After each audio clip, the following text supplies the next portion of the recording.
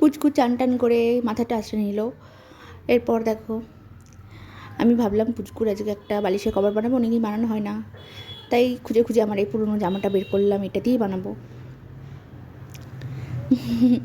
আর দেখো এই যে পুচকি সব জিনিসপত্র বার করে ভেঙে চুড়ে দিচ্ছে, ওনার এটা খুবই প্রিয় কাজ।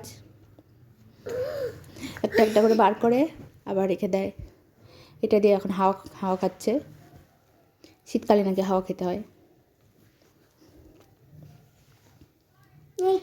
আবার নিচ থেকে এটাকে তুলে এটাকে একটু হাওয়া করলো কুকুরটাকে।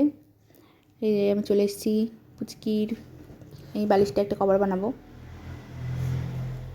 আগেও বানিয়েছিলাম কতগুলো, সেগুলো নষ্ট হয়ে গেছে, তাই আবার বানাচ্ছি কটা।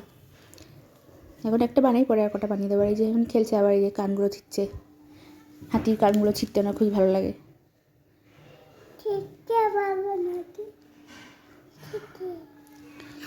আর আমি এই যে কেটে নিলাম,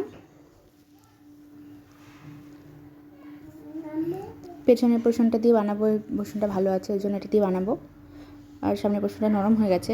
হ্যাঁ, এই যে পুচকু খেলছে এখানটায়, আমি পাশে দাঁড়িয়ে কেটে নিলাম আমি।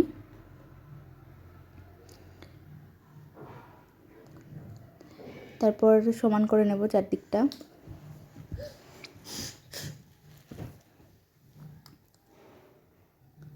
এই যে বালিশটা দিয়ে নেব, মাপ দিয়ে নেব বালিশটা দিয়ে, তারপর কেটে নেব। সমান করে কেটে নিলাম, কেটে সেলাই করে নিলাম। বেশিক্ষণ লাগে না এটা করতে, খুবই কম সময় হয়ে যায়।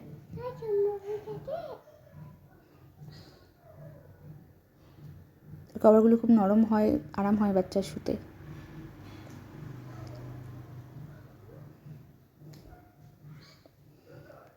এই দেখো হয়ে গেছে সেলাই। আর এই যে পরিয়ে দিলাম, ভালোই লাগছে। আর ওই যে এইটা নিয়ে এখন কারুকার্য শুরু করেছে। একটু লালা করে গান করো তো। তারপর বারান্দায় চলে আসলাম, লালা বলে গান করছে পুচকু। এত লালা করে গান করতে গিয়ে গান করে করে নাচছে, বারণ করছি তাও শুনবে না। একটু রোদ পোনা হয়নি আজকে, তাই ওকে একটু রোদে নিয়ে আসলাম। কিন্তু যা লাফাচ্ছে তাড়াতাড়ি নিয়ে যাবো, বেশিক্ষণ থাকবো না, নাহলে আবার যদি পড়ে যায়। আর এই যে ঠাকুমার সাথে দেখা হলো, নিচে পুচকু এখন খাইয়ে দেবো।